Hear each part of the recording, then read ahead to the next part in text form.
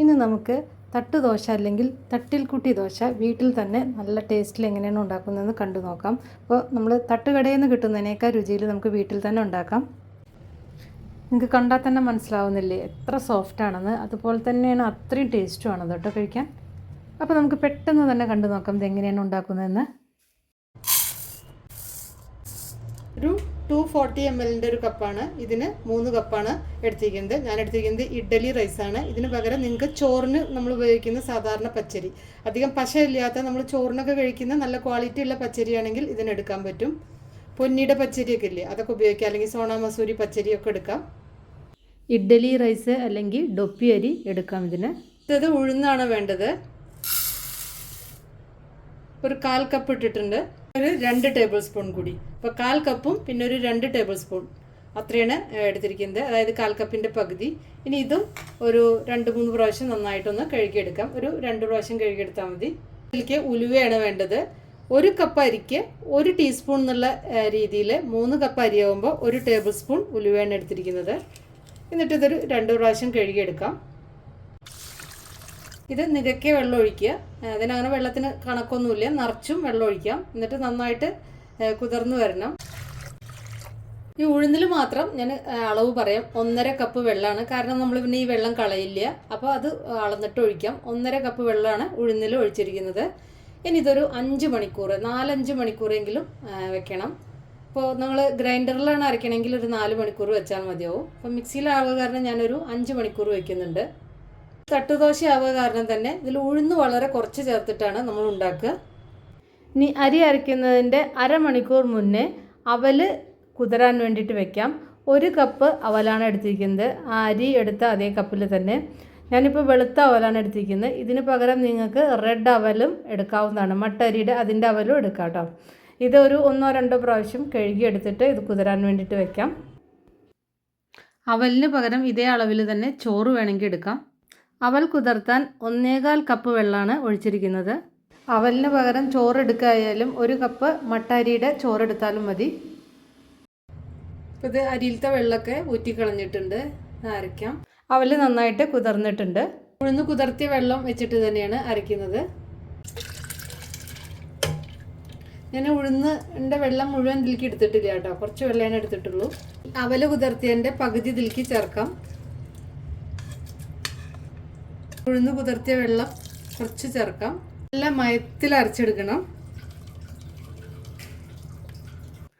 അരി ഇപ്പോൾ ഞാൻ 2 പ്രാവശ്യമായിട്ടാണ് അരയ്ക്കുന്നത്. അപ്പോൾ ആദ്യം പകുതി അരി എടുക്കുക, മിക്സർ ജാറിലേക്ക് ഇട്ടിട്ട് ബാക്കിയുള്ള അവൽ കുതിർത്തിയതുണ്ടല്ലോ അതും കൂടി ഇതിലേക്ക് ചേർത്തിട്ട് ഉഴുന്ന് കുതിർത്തിയ വെച്ച വെള്ളം ആവശ്യത്തിന് ചേർത്തിട്ട് അരയ്ക്കാം.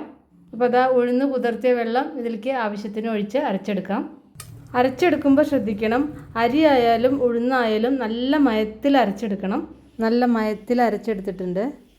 അരി ഉഴുന്നും അരയ്ക്കുമ്പോൾ മാവ് ചൂടാവാതിരിക്കാൻ ശ്രദ്ധിക്കുക. അപ്പോൾ നല്ല ചൂടുള്ള സമയമൊക്കെ ആണെങ്കിൽ നല്ല തണുത്ത വെള്ളം ഉപയോഗിച്ചിട്ട് അരയ്ക്കാവുന്നതാണ്.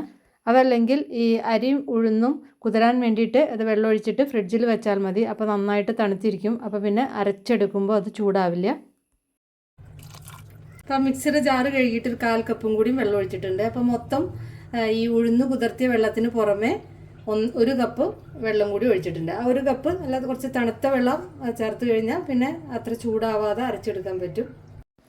1 ടീസ്പൂൺ ഉപ്പ് ചേർത്തിട്ട് നന്നായിട്ട് മിക്സ് ചെയ്യാം. നന്നായിട്ടൊന്ന് മിക്സ് ചെയ്ത് വയ്ക്കുക. കൈകൊണ്ട് മിക്സ് ചെയ്ത് വെക്കുന്നതാണ് കൂടുതൽ നല്ലത് കേട്ടോ. എന്നാൽ നന്നായിട്ട് പുളിച്ച് വരും. കാരണം നമ്മളിതിൽ ഉഴുന്നൊക്കെ കുറവാണ് ചേർക്കുന്നുള്ളൂ.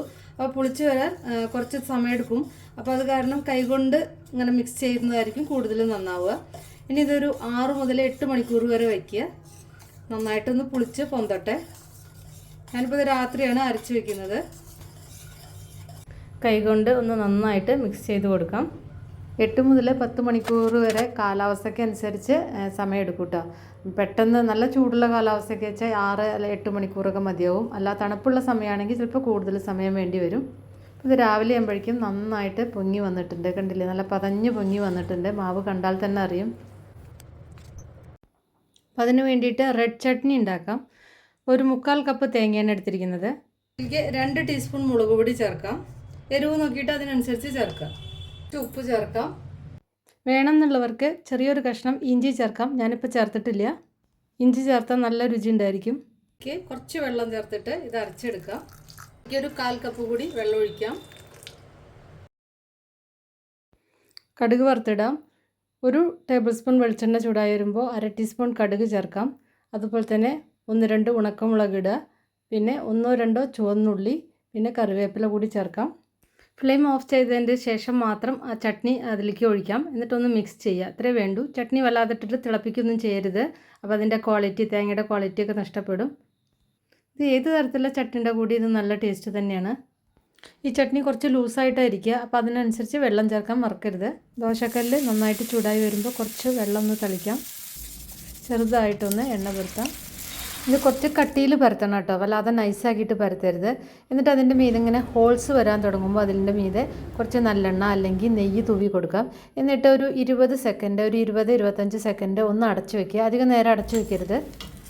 അത് കഴിഞ്ഞിട്ട് മറിച്ചിടാം. മറിച്ചിട്ടിട്ട് അടിവശം കൂടി ഒന്ന് വെന്ത് കഴിഞ്ഞാൽ ഇതെടുക്കാം. കുറേ നേരം ഇട്ടിട്ട് മൊരിയിച്ചെടുക്കരുത്. കണ്ടില്ലേ, നല്ല സോഫ്റ്റായിട്ടുള്ള തട്ടുദോശ ഇതുപോലെ ഉണ്ടാക്കിയെടുക്കാം. എന്തായാലും നിങ്ങൾ ഒരു പ്രാവശ്യമെങ്കിലും ഉണ്ടാക്കി നോക്കൂ. നല്ല പെർഫെക്റ്റായിട്ട് തന്നെ നമുക്ക് ഉണ്ടാക്കിയെടുക്കാൻ പറ്റും. പുറത്തുനിന്നൊക്കെ വാങ്ങുന്ന അതിനേക്കാൾ നല്ല രുചിയാണ് നമുക്ക് വീട്ടിൽ തന്നെ ഉണ്ടാക്കാം. കണ്ടില്ലേ എത്ര സോഫ്റ്റാണെന്നുള്ളത്.